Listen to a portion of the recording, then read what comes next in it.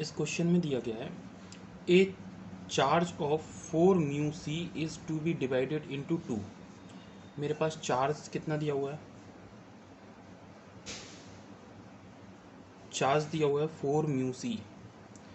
ये 4 mu C charge दो part में डिवाइड किया, जिसमें से मैंने पहला चार्ज मान लिया कि क्यू है, तो दूसरा चार्ज कितना बचेगा 4 माइनस क्यू।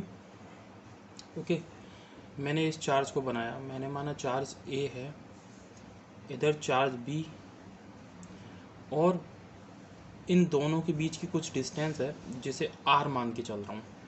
ये वाला चार्ज अगर क्यू है तो ये वाला चार्ज कितना हो जाएगा 4 माइनस क्यू। अब क्वेश्चन ये कह रहा है कि the distance between the two divided charges is constant. ये मैंने मान लिया आर डिस्टेंस है जो कि कांस्टेंट है। The magnitude of divided charges so that the force between them is maximum.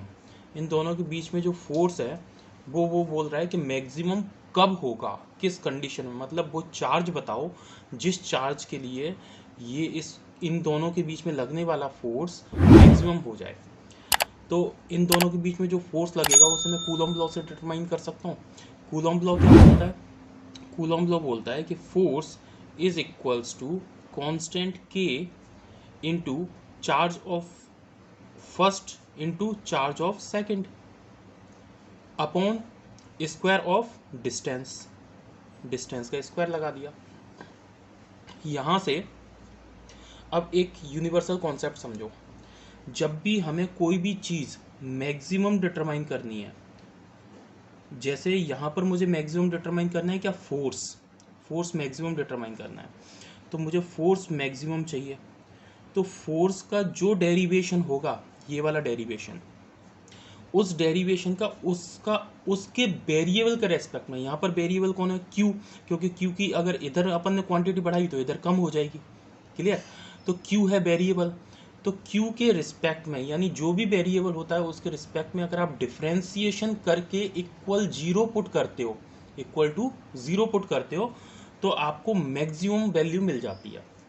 अब मुझे फोर्स मैक्सिमम निकालना है, तो मैक्सिमम फोर्स को निकालने के लिए मैं D F upon D Q is equals to zero put कर सकता हूँ।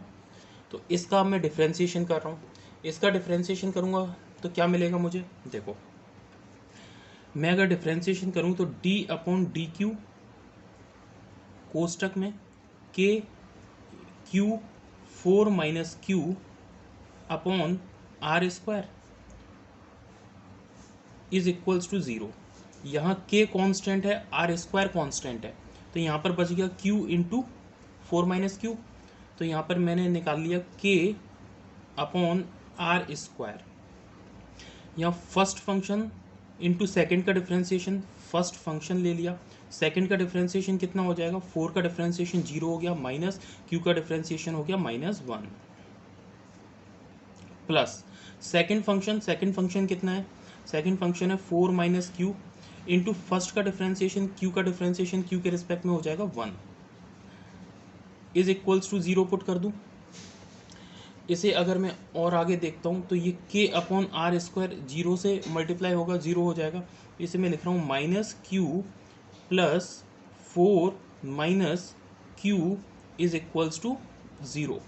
यहाँ से आ जाएगा -2q plus 4 is equals to 0। अगर यहाँ से q की वैल्यू डिटरमाइन करूँ तो ये आ जाएगी 2 म्यू सी। मीन्स अगर एक q की वैल्यू कितनी है 2 म्यू सी, तो दूसरे वाले q की वैल्यू कितनी हो जाएगी, इसकी वैल्यू अगर 2 म्यू सी है तो इस वाले की वैल्यू कितनी हो जाएगी, इसकी भी 2 म्यू सी हो जाएगी। मीन्स अगर क्वेश्चन में देखूँ तो क्वेश्चन में इसका आंसर कितना है, इसका आंसर है 2 mu C into 2 mu C. Means answer B is correct. Thank you.